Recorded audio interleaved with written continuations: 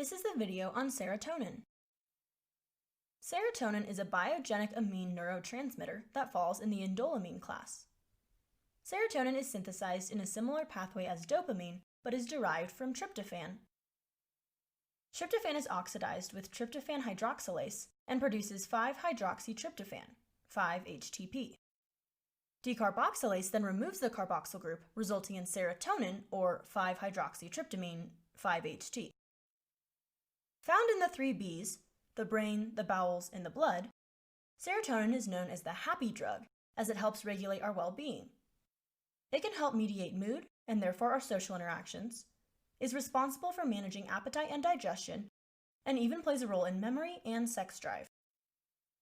Serotonin is most prevalent in our GI tracts. In fact, 95% of the body's serotonin is produced here. The enteric nervous system, a semi-autonomous system, lines the GI tract with countless neurons, which utilize serotonin to connect our brains to our bowels. In the intestines, it helps maintain regular bowel functions and reduces our appetite while we eat, causing us to feel full. The enteric nervous system also uses serotonin to tell our brains we are nervous. It is responsible for the butterflies we feel in our stomachs. In the blood, serotonin has a few roles. Platelets release serotonin at wounded sites, making serotonin responsible for the formation of blood clots. Additionally, serotonin in the blood communicates with the part of the brain that makes us feel nauseated. This makes sense as it plays a large role in our GI system, where spoiled food or other foreign substances typically result in diarrhea, nausea, and vomiting. Serotonin also plays a huge role in mood. It regulates anxiety and has been connected to depression and sex drive. Low levels of serotonin are connected to depression.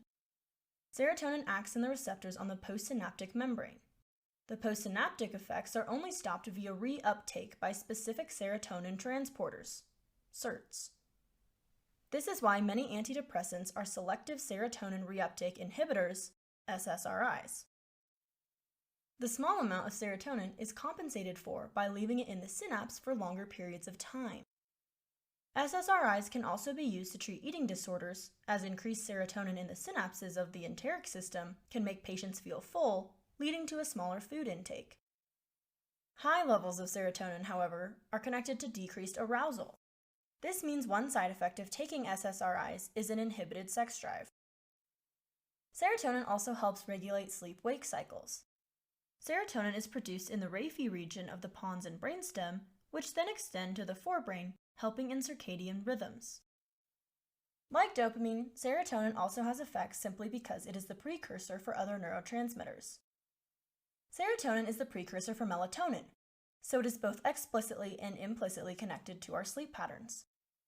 Serotonin, catalyzed by serotonin N-acetyltransferase, becomes N-acetylserotonin.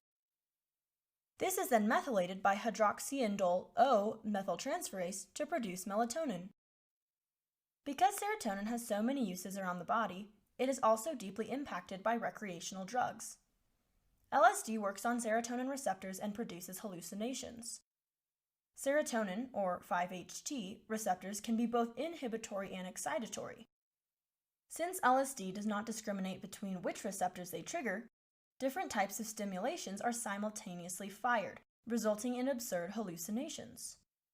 Specifically, LSD impacts the locus coeruleus, LC, in the brain. Other drugs like ecstasy change the SERT functionality, creating an influx of serotonin in the synapse. This excessive amount of serotonin creates the tripping effect. Serotonin has a myriad of effects on the body. This ends the video on serotonin.